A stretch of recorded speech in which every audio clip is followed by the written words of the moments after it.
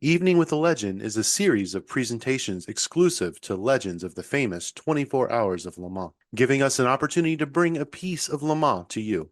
By sharing stories and highlights of the big event, you get a chance to become part of the legend of Le Mans with guests from different eras of over 100 years of racing.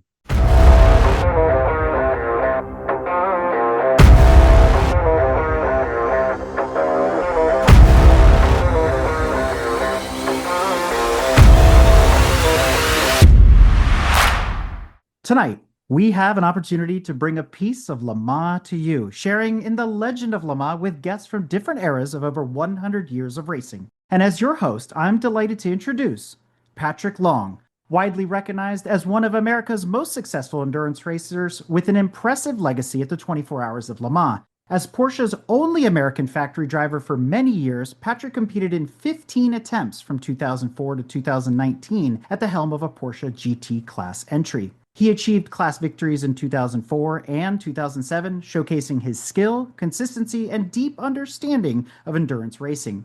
Known for his smooth driving style and strategic mindset, Patrick became a staple presence on the Circuit de la Sarthe, representing Porsche with distinction and helping solidify the brand's dominance in GT racing. His Le Mans career reflects not only personal success, but also his vital role in strengthening the presence of American drivers on the world of endurance racing. And with that, I'm your host, Crew Chief Eric from the Motoring Podcast Network, welcoming everyone to this evening with the legend.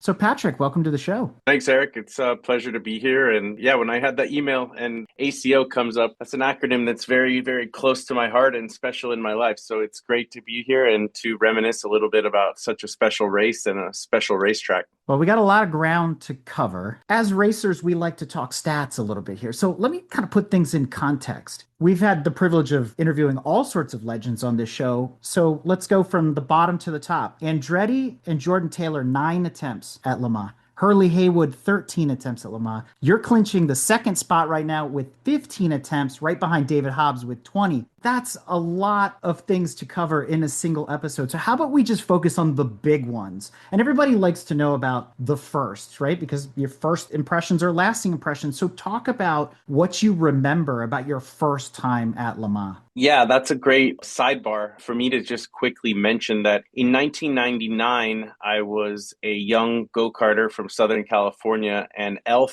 Fuels had stood up as the supplier of our karting series that ran nationally and said we were going to send a few Americans to La Filière, which was an academy from the French Federation of School, and be based and live at Le Mans in the Techno Park and compete in the French Championship one-make Formula Campus. What that all meant was that I was vying for a seat to live full-time in Le Mans, and I actually did that in 1999 as a young aspiring professional. So fast forward only 4 short years, and that was my first time showing up to compete at Le Mans, and I never would have envisioned that I would get maybe 3 attempts at Le Mans, let alone 15 in a row. An amazing, amazing memory. But yeah, the first year that I showed up, a daunting racetrack, a big learning curve, and big shoes to fill, because the good and bad news was I was in one of the 2 lead Porsche entries. Roland Kuzmal, the legend and icon of so many decades at Le Mans, was my engineer, and my teammates were Porsche's veteran factory drivers, Sascha Mawson and Jörg Bergmeister. So very, very overwhelming from beginning to end. And it just made it that much more incredible that year we ended up on the top step of the podium in the single GT category at that time. We've heard different stories in the past. People talk about how they learned Le Mans their first practice lap out. They've never seen the track before. Others have said it was their first European circuit that they ever raced on. Was that the same thing for you as well? Had you raced other places in Europe? And when did you learn that first lap at Le Mans? My time in Europe started in 1996, racing karts in the summer in the World Championships. And then it became a full-time affair in 1998 with a year of karting. And then it moved to Le Mans for 1999. And from there, I sort of traversed through Europe looking for opportunities to cut my teeth and race against the best from all over the world. And, in that era, I think British Formula 3 was really the pinnacle of single-seater categories and drivers looking to make it to Champ Car, to Formula 1, to Le Mans. And I never had the funding to get quite to British F3. I remember testing just before I had a phone call from Red Bull to go through the Drivers Academy for the inaugural Formula One driver search to get an American to Formula One. And although that story I've told many times didn't end up as the ideal or the end goal for me, that is where I met Porsche and parlayed an amazing career of 18 years with them. And today, some 4 years after my full-time retirement from racing, I still work for Porsche as a brand ambassador and as a consultant in motorsports. So no, very much not my first time racing in Europe, not my first time at Le Mans, and not my first time attending the race. I had been to the race 3 times prior as sort of a fan and just loved the experience of it. My first year was 1999 when I was living there. And, that was a wild race, and specifically with the Mercedes episodes and Peter Dumbreck and Mark Webber going upside down, as so many remember and probably attended. Scary stuff, put it all into perspective. But the way I really sized up my first 24-hour experience, that being the 1999 Le Mans, was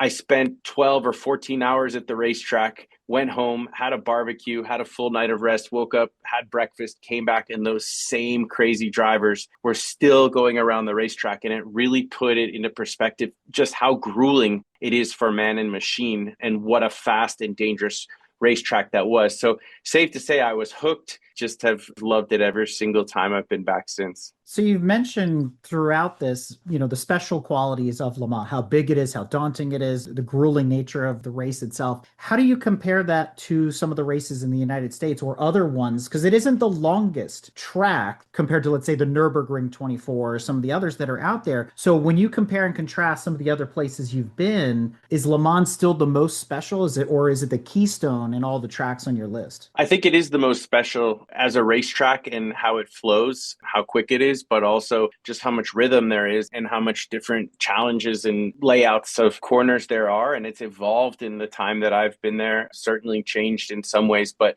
the Porsche curves remain some of the most fast, blind, and challenging set of corners in all of motorsport. I think I would liken the Porsche curves to a street track, only you're going about 3 times the speed that you would be going at Long Beach or Detroit or Monaco. So just a wild, wild place.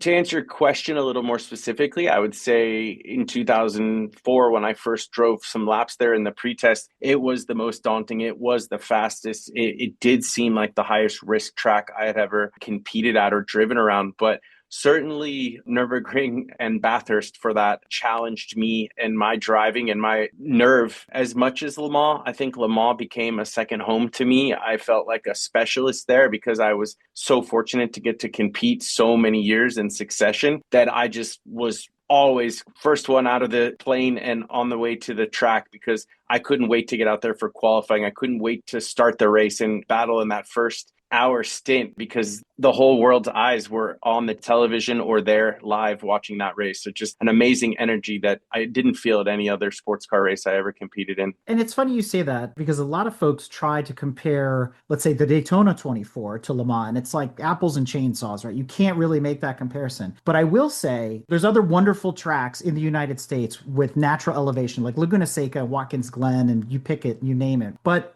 after my first visit to Le Mans, I suddenly understood why Petite Le Mans exists at Road Atlanta, because it is sort of a miniature version of Le Mans. So do you get that same perspective, having raced on all these tracks, even across the United States? Yeah, I would say so. The elevation of a lot of domestic racetracks is pretty unique. You get a lot more elevation at Road Atlanta than you do at Le Mans, at least from a driver's perspective, maybe not from a topography or engineering side, but I would be willing to venture out and say that, going to Mosport or anywhere in North America, Road America, they have a lot more elevation. And Le Mans feels flatter as a driver, but the Mulsanne straightaway is so much scale and such high speeds. Coming from Arnage all the way back to Indianapolis feels dauntingly narrow, especially when you're trying to coexist with 3 different classes and 3 wide moments. So Le Mans still challenges you to be so precise and to never let your guard down, because the average speed is just so high and the stakes are so high. But the prestige, and again, I'll keep referencing it, the energy of the fanfare and everything that comes along with the race and its spectacle is still untouchable, in my opinion. So let's go back to your first Le Mans, 2004. And you said yourself, you've already been there a couple of years. So now you're resident of Le Mans, or, that's your second home. What was it like at the end of that race, getting up on the podium after all that time and all the work and the effort and working with Porsche? You look down at the crowd and you go, I'm on the podium at Le Mans. Did you feel like you had just landed on the moon, or what was that like for you? It was surreal. I certainly didn't expect it. I really couldn't believe that we had won our class in a pretty tough fight with another Porsche, and it went down to the wire. But I remember well that this was a cusp of GT racing where when we qualified, we were still running a synchro H pattern gearbox. And, this car still had 3 pedals and was very barren inside, very few driver aids, and much different than where I ended up at the end of my career competing at Le Mans. So you really did have to take care of the car, and you did have to battle back from adversity and spend time in the garage and come back from many laps down as someone else hit some troubles and had a mechanical issue or an off on the track. And those are my fondest memories. That was endurance racing at the core. And I felt like I caught the tail end of that traditional man and machine, where later down the road, everything, the tires, the brakes, the gearboxes, the engines, the competition, everything was so robust that it absolutely was just pure qualifying laps from beginning to end. You hit every curb in sight. Every single shift was a red line. So I really love and respect and remember fondly that age-old endurance race where you still had to take care of the car, take care of your competitors and your teammates. And we had a throttle cable issue, if I remember correctly, and maybe even a clutch issue. And seeing the team go to work, being pushed backwards into the garage and getting out of the car, actually, under green flag conditions and still being able to win, it lent itself to huge emotion because you had a little bit of surprise that you actually still won the race with everything that you saw and went through in that 24 hours prior. And I want to dovetail off of something you said there. You mentioned that you were at the tail end of that analog generation of cars, 3 pedals, H pattern, all that. So when you stood up on the podium and you look back at all the drivers and legends that came before you, was there somebody who had inspired you or somebody you thought of as you're standing there? You're like, I'm standing in the same place that so and so was, who drove a 911 or drove a Ferrari or something like that. Who was your inspiration? Yeah, there were so many people that helped me and inspired me who had competed at Le Mans. Danny Sullivan was a huge, huge help in my career. He's still such a close friend and a mentor. And obviously, he had great success at the racetrack with Porsche.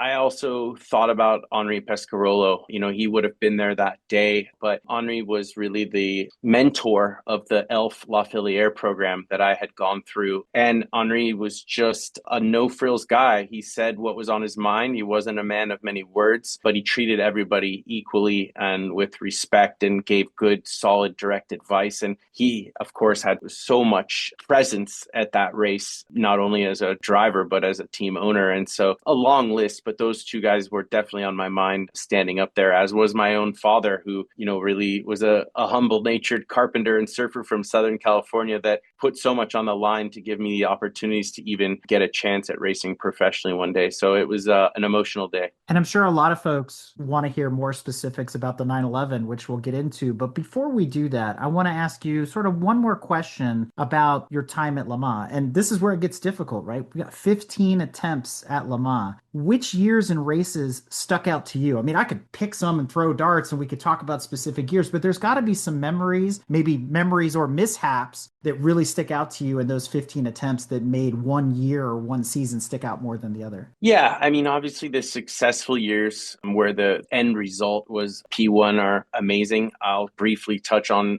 '04. I was the rookie. I was the liability, and I had mentors as teammates and team members. A few short years later, 2007, I was the elder statesman in the car, the one with the most experience, the one that had to qualify and start the car and lead the team with setup and direction. And, only in a few years, Le Mans felt like very much like a home for me. And I felt a different sense of emotion when we won that race. And driving for IMSA Performance Matmut, a French team from Rouen just up the road with a big insurance company from France on the side of the car. It was a much different feeling than winning with Peterson White Lightning in 2004 with an all-American crew. So it's kind of the bookends and a great, great memory. Many years with Flying Lizard there. We never had a victory, but we had great fights, great times, and yeah, gave it our all. And then I guess I'll finish off with a high point of 3 years with Patrick Dempsey and everything he brought to that race and brought to the energy of Le Mans, and just a lifelong friend. We didn't win in 2015, but we finished second and we fought our way up onto that podium. And that was Patrick's lifelong dream, was to stand on the podium. So that second was as emotional and as happy as any victory. And a lot of it was secondary to seeing someone else realize their dream and all that came and all the emotion that he was having and the pressure that he had faced and the years and days and hours of time that we spent preparing for that to get him to a point where not only could he hold his own out there, but put in the hours to get up onto the podium.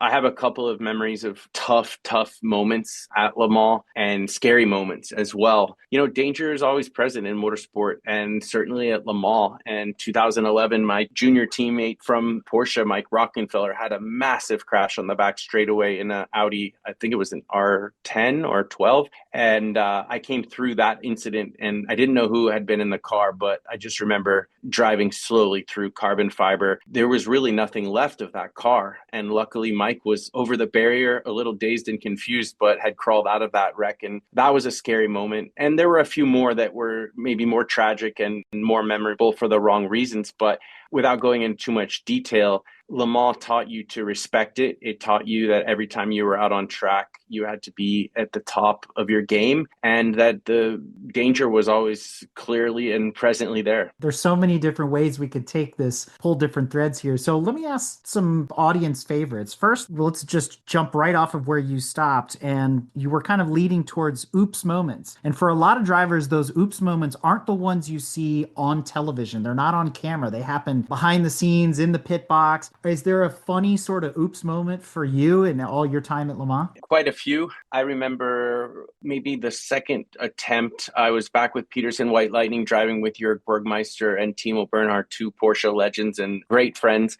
And I remember Jörg was ill. And so my second time at Le Mans, Timo and I back-to-back stints all the way through, pushing hard on a very hot race with an overheating car. So the cockpit temperatures were high. And I just remember being so fatigued at the end of that. And luckily I was in my 20s, so I had plenty of reserve energy, but just being so sore and my bottom side being so sore that I couldn't sit on a chair. I was just ruined, but laughing about it and getting through it. Another time, Patrick Dempsey was drawing fans. I mean, we couldn't go anywhere in that town without a frenzy of at least a couple hundred people trying to run each other over to get a glimpse of him. I mean, his show, Grey's Anatomy, was bigger in Europe than it was in the US, and I didn't know any of this, and I had never really traveled with a big celebrity or star like that, but I had fought my way in 2013, my first time driving with him. We had fought our way up and we were in a pretty solid lead in our class. And I remember the German engineer coming over the radio, and could have been Jim Jordan actually from the US, who was translating for the team. But one way or another, the team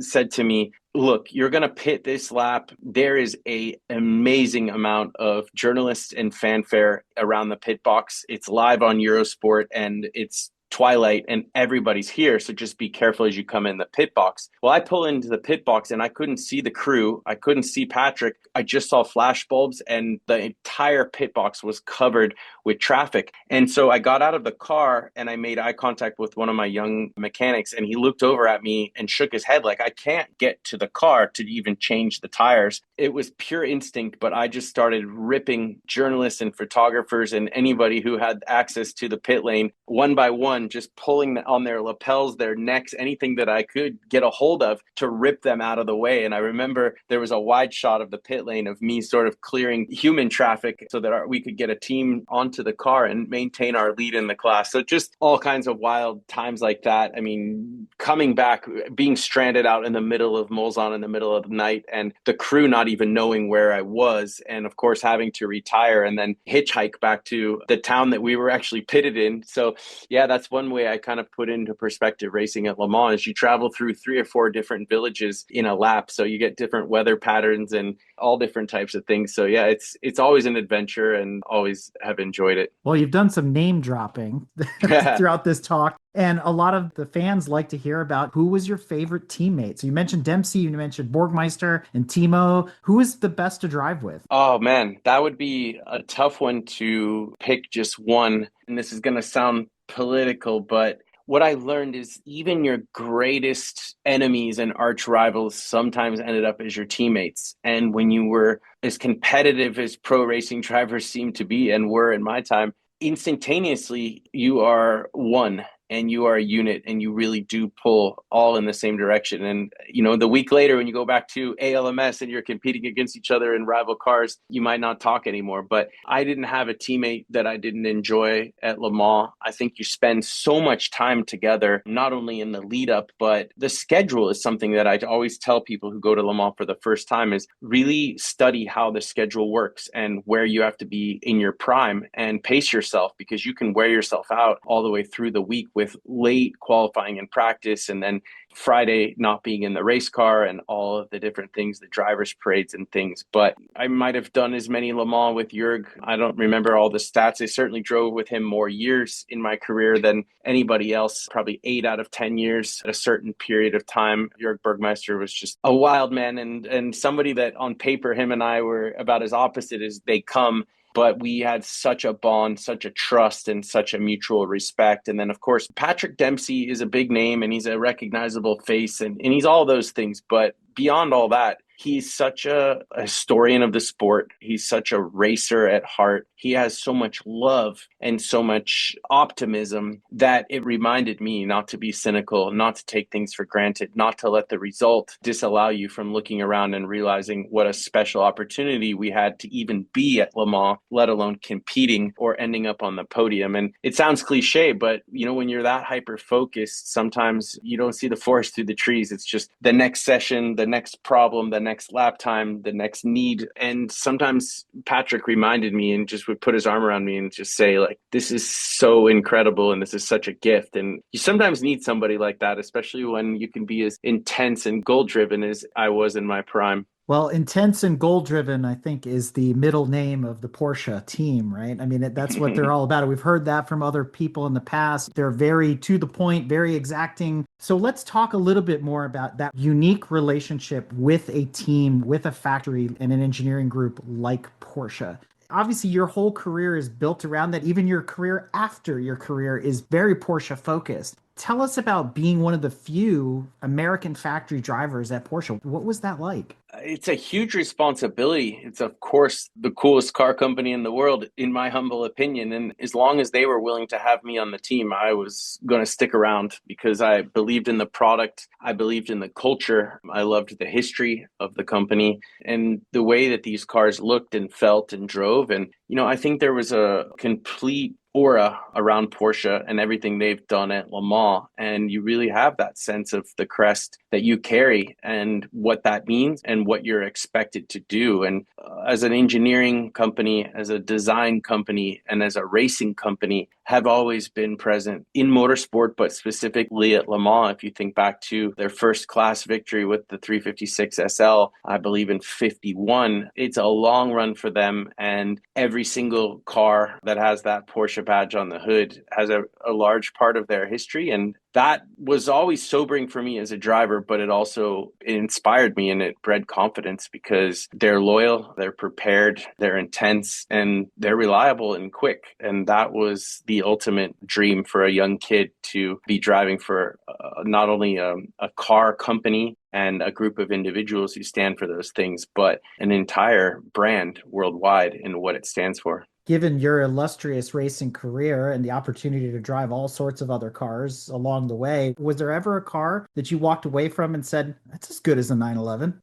I think that it would be unfair for me to say that I didn't enjoy or look at other cars or drive other cars that I didn't have tremendous respect for. I love the grunt of a V8. I love cheering on all different brands in what they do, both in racing and outside of racing. But there is this allegiance and this attraction that I had, not just because Porsche ended up where I made my living, but I was a Porsche fan long before I ever drove one. And the connection of the driver and the car, I think, starts at a young childhood in how it smells and how it feels, what sounds it makes. And the squat of a 911, the small cockpit, the sound of a flat six, those are all things that I have boyhood memories of. And then from the racing standpoint, I always believed that I could redline shift and brake as late as possible and rub fenders and doors. I just believed in the product, that it was not fragile. I respected it, but I also believed that the Porsche way and the engineering and the Porsche intelligent performance meant that I had a rock solid tool to do my job. And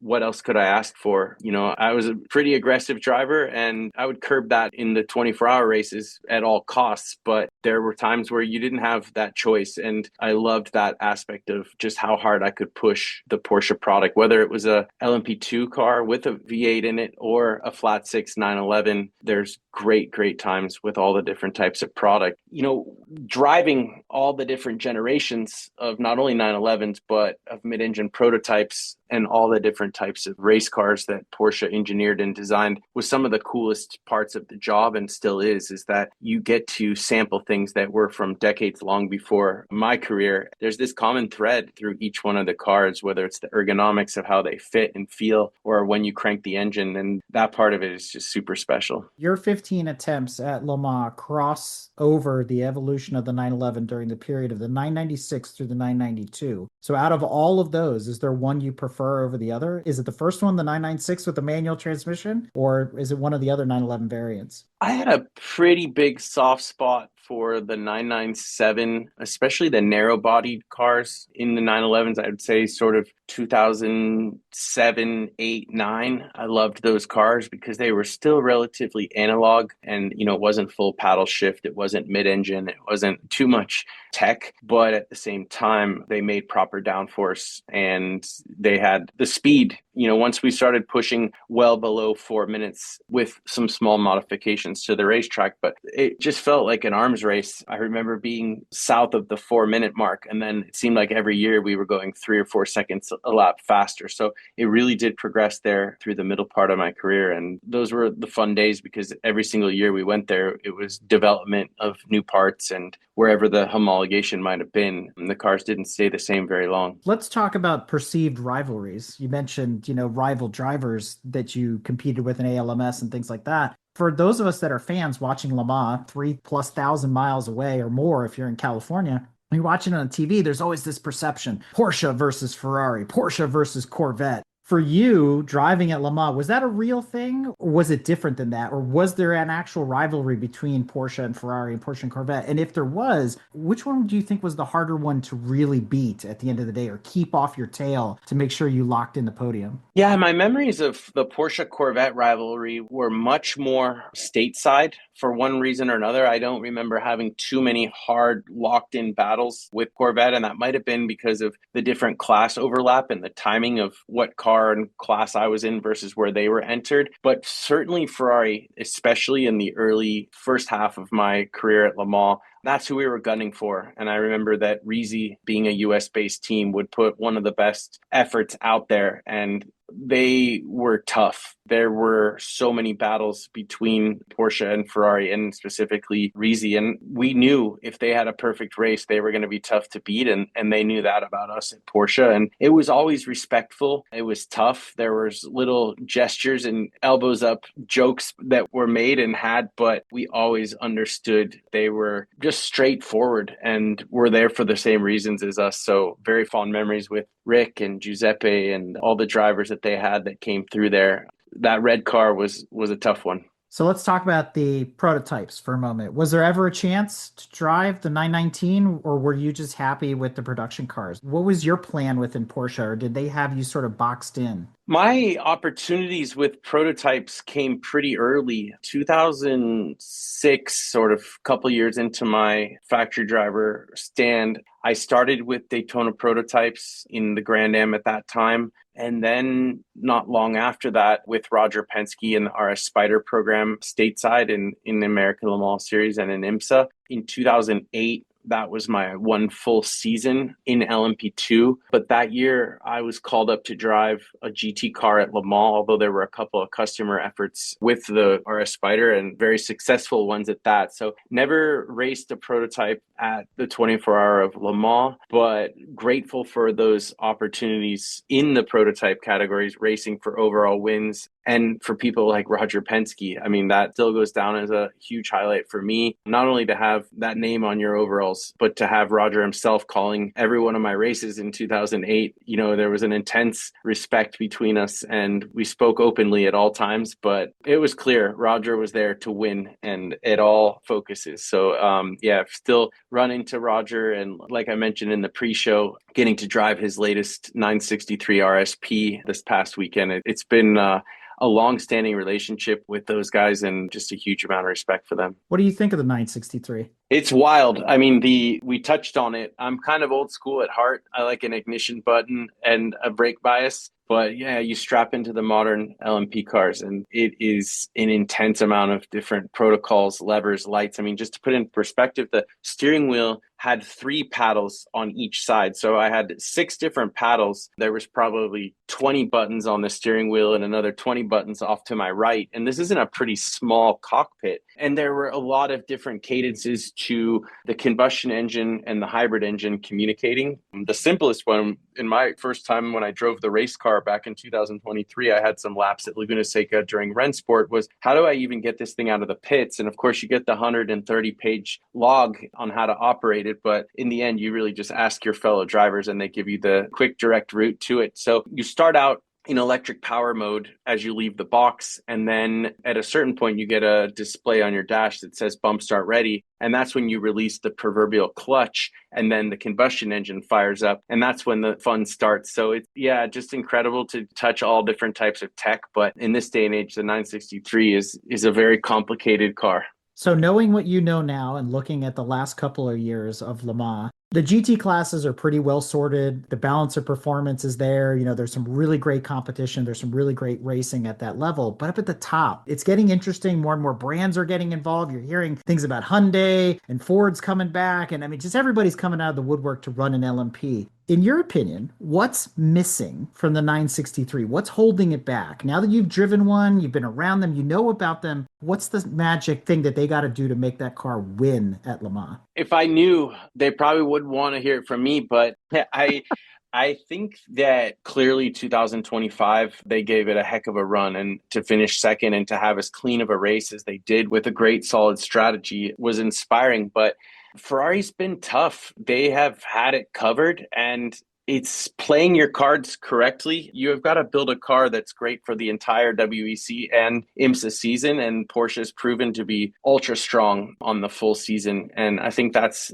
a big focus, is winning the championship outright. Naturally, everybody wants Le Mans as well, and I'm sure they're working hard on that. I don't have that answer. When I go back to my own career and my own experience, the hardest part about setting up a car for Le Mans is that you have to be quick in the straight lines. There's so much straightaway at Le Mans, but you can easily get focused on that one lap pace and then forget that you've got to last an hour in a stint and that you need your tire underneath you and you need to be quick through the Porsche curves and you need to be good in braking and all the things that downforce bring to you. But of course, that's a balance of drag. So it's making efficient downforce where you're slippery and quick in the straight line, but still have that tire underneath you and the driver's confidence to go really quick through the Porsche curves. So all speculation from my side, but I'll just come and say it. I've had perfect races at Le Mans. We have never slipped up or lost a second in the pits or had anything go wrong and finished outside the top 5. And that's because there's balance of performance, there's adversity and weather and other things outside of your control. So even having a perfect race and having 3 drivers that are all identical in their perfect pace doesn't guarantee you anything at Le Mans, at least not anymore. And that's why it's so great to watch. Well, I'm glad you went there, and you mentioned strategy and how important that is to racing. I want to know more from the perspective, not of the team strategy, strategy, but of what you as a driver have a role in shaping the decisions from the cockpit. And I bring that up because you hear about this more and more when you watch Formula One. You get Max and Charles going, leave me alone, just let me drive, right? They got the engineer parroting something in their ear all the time, which is distracting. Does that relationship exist at the 24 in the same way? And if so, how did you influence the engineers and the pit box to say, hey guys, this is what I think we need to do? Yeah, it comes back to a few things that are really like that home court advantage knowledge of how the racetrack evolves. Because what happens naturally is that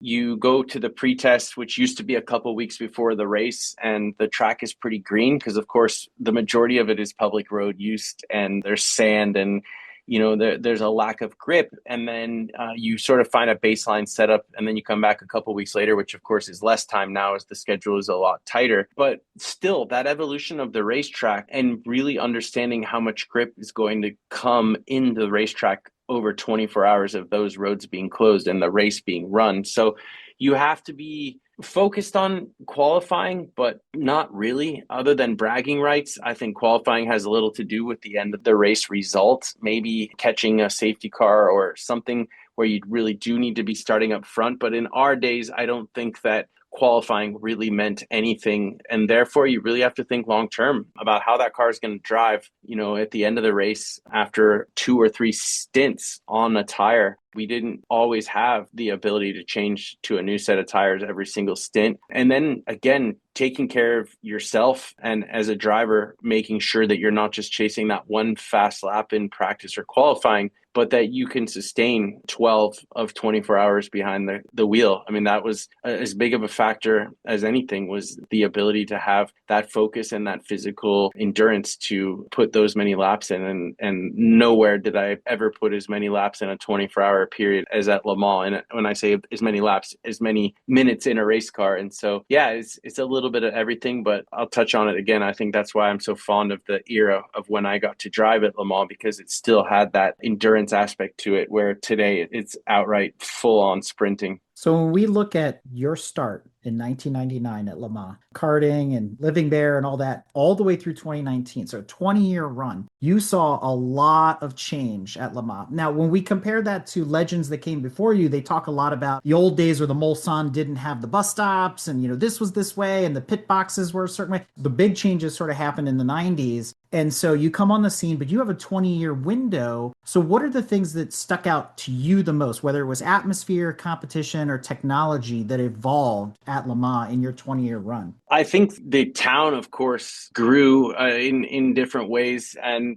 public transportation in different ways to bring more fans in. But the racetrack itself operated and felt a lot differently, especially the pits. In the beginning, it felt like you very much had a pit lane and the overhead suites. But through the years, there just was an abundance of development and new buildings and new fan areas. And so, yeah, it felt bigger from beginning to end. It felt much more electrified with technology. And I think that in the end, the racetrack did evolve with different curbs and safety aspects, but only for the positive. I don't think that there was anything that really was big enough change that the racetrack drove differently in those 20 years. And so that was the part I was always most focused on and most grateful that we were able to preserve that. Obviously, the chicanes in Mulsanne came long before I did, but the track that I knew really only changed for the better with runoff and safety, but the layout and the driving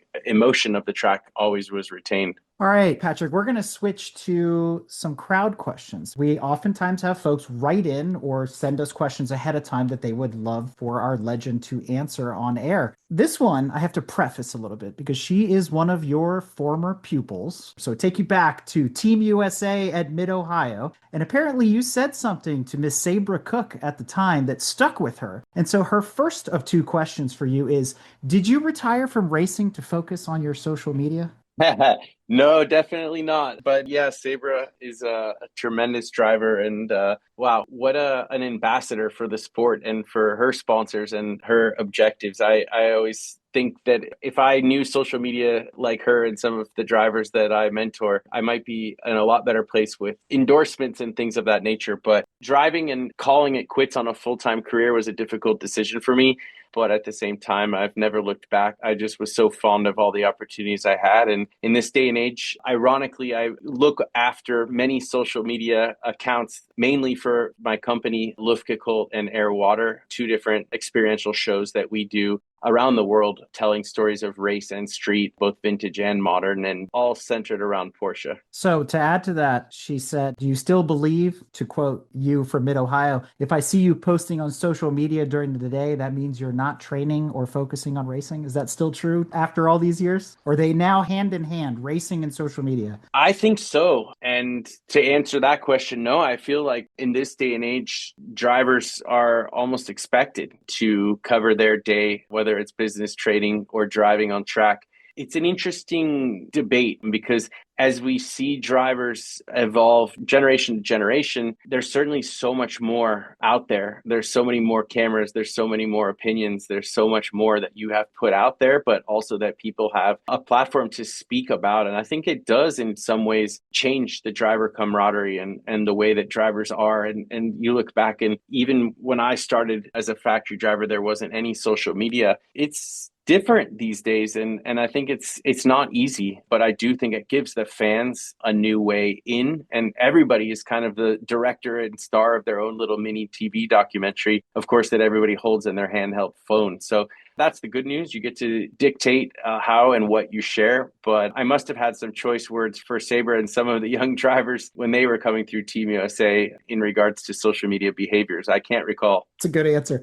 And for those listening at home, they might not know this. You had a cameo in Brad Pitt's most recent Formula One movie. And she wanted to know, are you taller than Brad Pitt? I don't think I ever stood back to back with Brad, but yeah, we're probably very similar in our seat position because I shared the race car with him quite a few times in different scenes and also in preparation for the F1 film. And what a guy. I mean, for the amount of stardom that he has, just so humble, so easygoing, but real. I mean, he wanted to know about the race car, about the racetrack, about how it all took place. And we shot a lot of that first opening scene for those of you who've seen the movie during the Rolex 24, right in the middle of the night stint of 2024. And I took him next door because we had a pit box set up for us on pit lane during the race just for shooting. But next door was our parody car in the right motorsports entered car. And so we sat up on the pit box and put a headset on him. And he just couldn't believe how intense it was and how much banter there was between the engineers and the drivers. And it was a super fun moment. And it just showed how passionate he was to learn. And it wasn't just about shooting a film, but that he really took his downtime to enjoy endurance sports car racing. Do you think he's going to do something like Dempsey did and go racing himself? I don't know. I think he's had great amounts of seat time shooting both in the Formula cars and the sports cars. And, you know, he sampled the McLaren Formula One car after the movie released, but no intel from my side. I think that he'll probably drive some race cars and certainly show up at race tracks. But as far as going at it in any way, shape or form like Patrick did, I wouldn't bet on it, but you never know. The gentleman driver is still a thing at Le Mans. It's one of the few places where you can still do that. So maybe we'll see Brad Pitt at Le Mans one of these days for real, behind the wheel of maybe a Porsche, right? Yeah. The first day we went out, we had a GT3 RS street car, a Cup car, and a GT3R, which of course is the main car that races at Le Mans for Porsche. And we spent about an hour in the street car. We skipped the Cup car and we went straight to the race car. I just believe in immersing somebody in the environment that they need to get up to speed. And he had a real good feel and he was very trusting and listened. Yeah, all those laps at Daytona, I was honored to be guiding him around the racetrack, not just from the pit lane and on the radio, but in another car in front of him during those scenes. And the scenes came out amazing. And there's been just great reception and so many messages that people really enjoyed the racing scenes, especially at Daytona. So very proud of that. Scott writes, what was more stressful, preparing for Le Mans or preparing for your annual Luftgekühlt events? Well, I used to think that being a racing driver was a huge amount of prep and a huge amount of responsibility. But once I started promoting my own events and running my own business and having a team and logistics and budgets and protocols and safety briefings, I realized how fortunate I was and how fortunate so many pro racing drivers are because you show up last, you leave first, everything's set up and built. You have representatives who stand next to you and tell you where you have to be schedule-wise and book your flights for you. And so Yeah, I had to learn the entire backside of movie magic or putting on a race team or a race event. And Luftgekühlt is a static display of cars, but what it is and what it represents that's a parallel to racing is that you have the preparation, the build up, the logistics, you have the performance, you have that time and day where everybody's going to be there whether you're ready or not. You don't push deadlines, there's no extensions. And then you have that celebration or defeat. You have that aftermath and that feeling with your team and going out and then starting all over and preparing for your next show. And so I think in many ways it's been an amazing gift for me to have a focus beyond just driving race cars fast. And I try to add as many different elements that I learned in racing to Luftgekühlt and to air water and to these Porsche events. And I think we've sort of opened up a new segue to entering or allowing a portal for the younger generation to get into racing and into cars. And that's always the goal, is to do something that makes an impact. So super fun. And it's certainly never boring. So I wake up and I'm as charged up as I ever was as a driver. Troy writes, how much do you think BOP pre-selects a winner? Do you think BOP is a good thing, and why? I don't think BOP selects a winner. I think BOP stems from taking manufacturers' street cars and trying to take a heavy high horsepower car and a light low horsepower car and make them battle closely on the racetrack. As far as ground up prototypes, the goal is that everybody has a shot. And what you really want is the ability for teams to fight it out with strengths and weaknesses on the track, with driver strategy and things of that nature. But, I'm past the point of being employed as a racing driver, so I'll probably be willing to speak a little bit more on this than someone who's in it, in the center of it. I think that there's a little bit of gamesmanship depending on what the ultimate focus is. And a lot of things, you have to decide when to play your cards and when to, not play your cards. But with torque sensors and with the evolution of technology, there really isn't the ability to sandbag. There really isn't the ability to hide performance. And that's why you have such hard races with so many cars so close from different manufacturers. But I think what we all want is a fair fight. I think that as a fan, you want to see the ones who work the hardest, who develop the best product, to have an edge. It doesn't always have to be fair straight across the board. So I think the officials have a very, very tricky and difficult challenge to monitor all of that. And it's a very thankless job. You only hear from the people who aren't happy with the outcome of a race. You never hear from the people that respect and admire just how much effort's put in. So it's a subject that will long be debated. But if you look at where current prototype racing is, there's more manufacturer support. There's more depth of field in GT and prototype racing than I've ever seen. So you certainly can't argue that the formula is working. All right, Patrick, one more crowd question before we go into our wrap-up segment. Christopher asks, do you enjoy visiting a track and watching a race, or does it still feel a little bit too much like a day at work? Personally, when I go to a track, I enjoy, just like I did as a kid, watching a good hard fight. But all the days leading up to the race, if I have a focus, I love being there. I love the environment. I love seeing colleagues. I love the energy. But just to be hanging out on vacation or as a fan, no, I'd probably be at home. But the example being, we spent 3.5 weeks at Daytona shooting F1, the movie, during and before and after the 24 hours. And I loved that because I was working in parallel to the teams, different focuses, different goals, but being in that atmosphere and in that environment with a destination and with a focus, it was the best of both worlds. So still lots of love for the racetrack. Now that you've stepped back from full-time racing, how do you reflect on your Le Mans legacy? What does the race still mean to you today? And when you think back over that, do a little retrospective analysis, what did Le Mans teach you? I would say that Le Mans humbles you. It is such a prestigious event and it is such a big name in the world of sport. But when you're out on the racetrack going 200 miles an hour in the middle of the night, you're all alone. And at that point, it can be eerie. It's you against the racetrack. And that's where you have to have that humility and that respect for what's going on with other competitors, danger, focus on human performance and on performing and getting the most out of yourself. So I think it teaches you to be calculated. And because you're going so fast, you really do have to be precise. All of it was a rhythm and a flow. So I would just say humility, precision, and respect. You do a lot of historic racing now. I've seen you at the Monterey Historics. You've done Rennsport, a lot of other events. Now that Le Mans Classic is in full swing, starting with this year, they're going to do one every year alongside of the 24. Do you see yourself participating at Le Mans Classic? And if so, is there a car that you'd like to run there? Any particular era of endurance racing? I have not attended the race before nor competed. I do have a goal of being there. I don't know what the race car would be. If I was to choose one right now, maybe a 993 era GT2 Evo or an RSR, only because I think that was the generation just before me. It was also the generation of 911 that was racing when I first attended the track in 99. Just one of my favorite street cars. So that's one. The Group C cars and GTP cars of 962s, 956s is just one of my favorite race cars to drive. So that would be another one high on the list. 962 last generations and twin turbos and more evolved brakes is a car that was just many decades ahead of itself, at least from a driving perspective. And so, yeah, one day maybe we'll get the chance.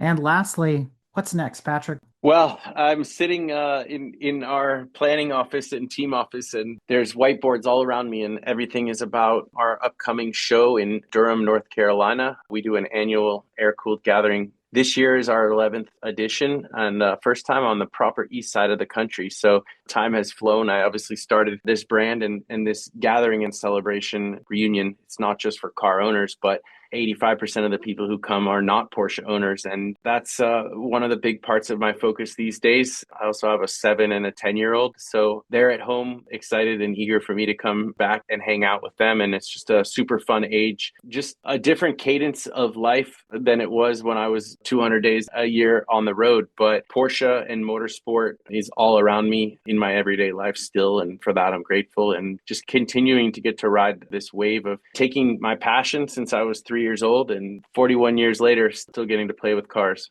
Well, we've reached that part of the episode where I like to turn the microphone over to an ACO representative. And so David Lowe, president of ACO USA, is going to have some parting thoughts. Patrick, on behalf of the Automobile Club de l'Ouest and our ACO USA community, I'd really like to thank you for sharing your story with us tonight. It's an honor to celebrate your journey together. Thank you very much. Thanks, David. Yeah, it's been a great time. Thank you. And that wraps up tonight's Evening with the Legend. We took a fascinating journey through the legendary Le Mans experiences of Patrick Long, from his first time racing on the hallowed grounds of Circuit de la Sarthe to his class victories with Porsche. Patrick's story is one of talent, precision, and unwavering dedication to the art of endurance racing. His impact on the sport, especially as the only American Porsche factory driver of his era, has left a lasting legacy both in the paddock and in the history books. To keep up with Patrick and his continued work in motorsports, including his involvement with Luftgekalt and other Porsche-centric projects, be sure to follow him on Instagram and Twitter at PL Motorsport. And you can also visit his official website at www.patricklong.com for more updates, appearances, and insights into his career and current ventures.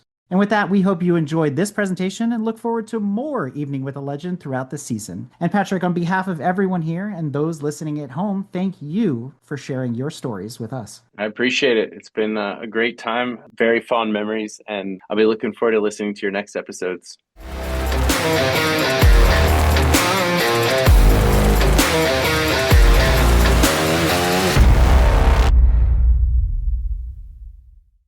This episode has been brought to you by the Automobile Club of the West and the ACO USA.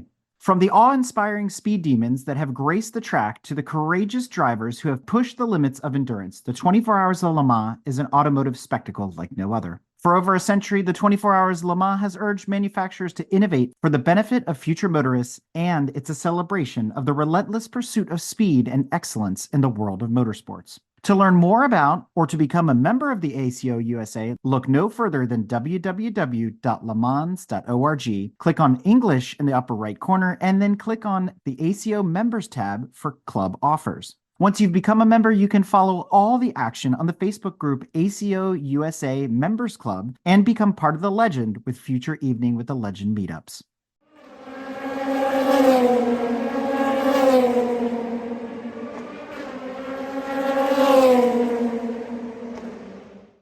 This episode has been brought to you by Grand Touring Motorsports as part of our Motoring Podcast Network. For more episodes like this, tune in each week for more exciting and educational content from organizations like the Exotic Car Marketplace, the Motoring Historian, Break Fix, and many others. If you'd like to support Grand Touring Motorsports and the Motoring Podcast Network, sign up for one of our many sponsorship tiers at www.patreon.com/GT Motorsports.